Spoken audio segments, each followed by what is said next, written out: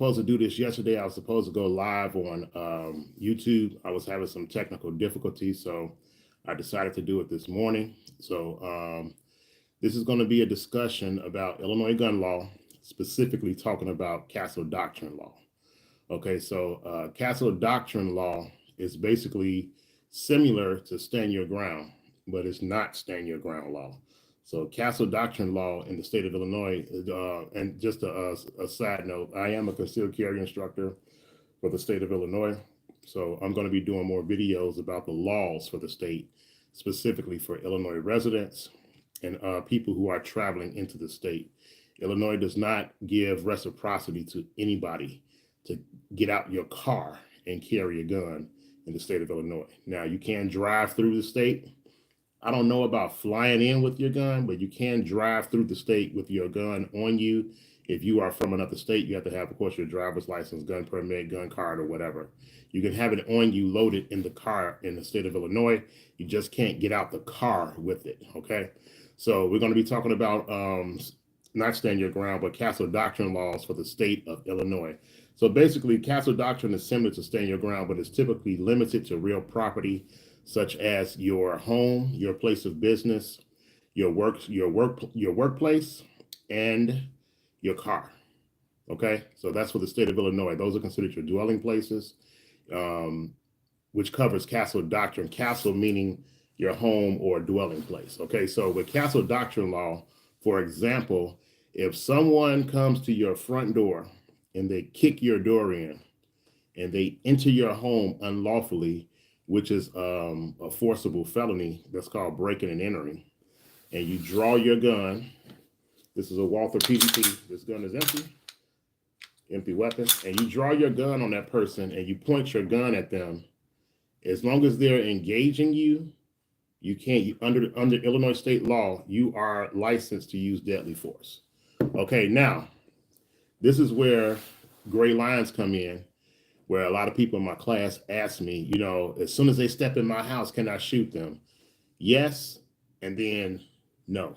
Okay, so here's the no part. So let me deal with the yes first. Yes, if that person kicks your door in or they breach a window and enter your home unlawfully, breaking and entering, and they approach you, you have stand your ground laws in your house, in your car, in your place of business, in your workspace. Now I'm gonna break down the differences in different scenarios between your house, your car, place of business, and workspace. Okay, so let's deal with the house first. So with your house, someone breaches a window or a door, they come in there engaging you.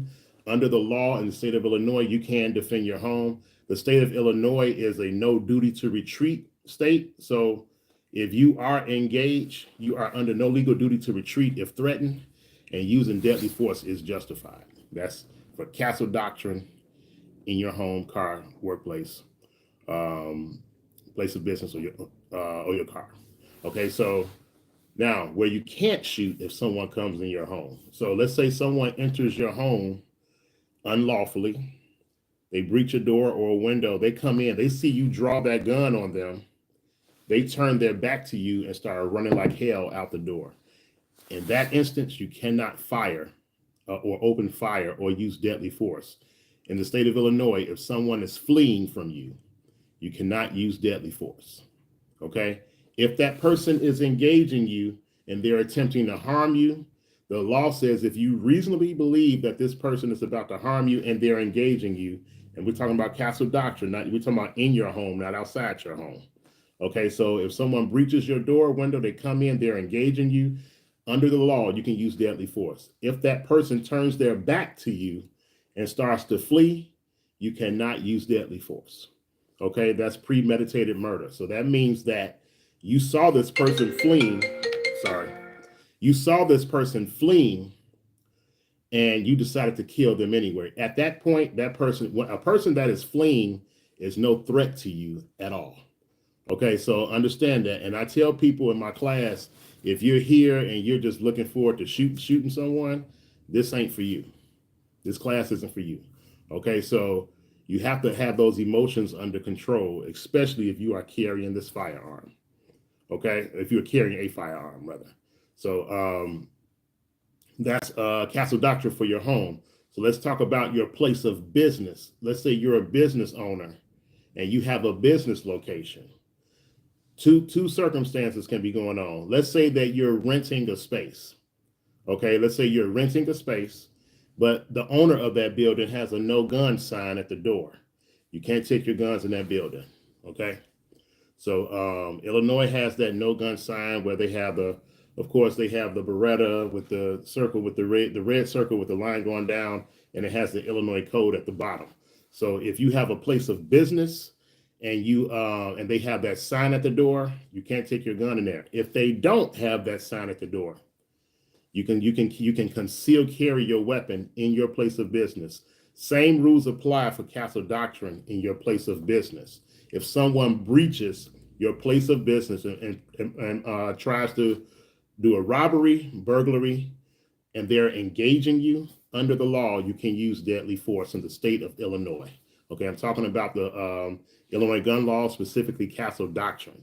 So if someone enters your business unlawfully and there's not a no gun sign at that business and you're renting, you can use deadly force. And if they are attempting to rob you, harm you, any type of way, sexual assault, whatever, anything where they have committed a forcible felony, breaking and entering is a forcible felony as it is.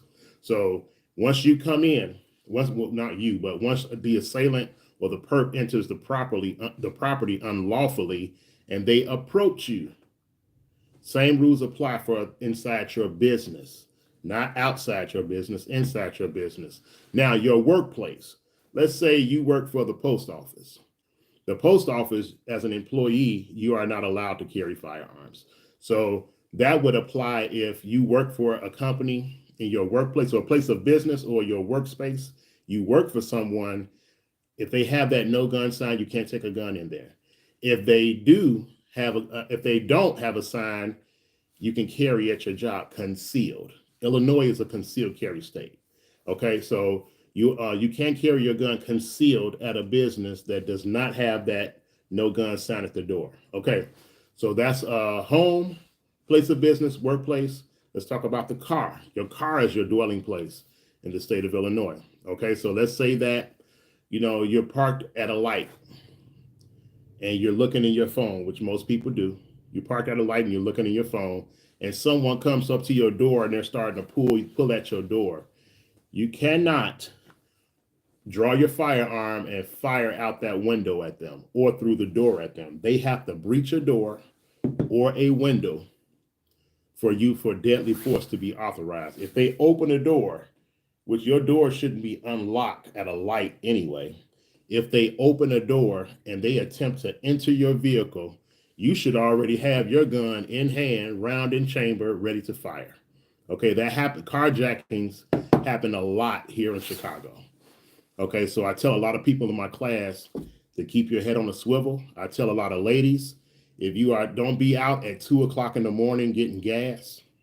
Get your gas where you live during business hours, specifically, if need be. If so happen you are out late and you have to get gas, which you shouldn't be. If you're out late and you have to get gas, make sure you go to a gas station that has a lot of lighting in it. Go to a gas station where you can visibly see everywhere. Get out your car, lock your door. If you're concealed carrying, have your firearm on your body where it's easily accessible. Pump your gas, take your behind home. Okay, but you shouldn't, ladies or gentlemen, because they carjack guys here in Chicago.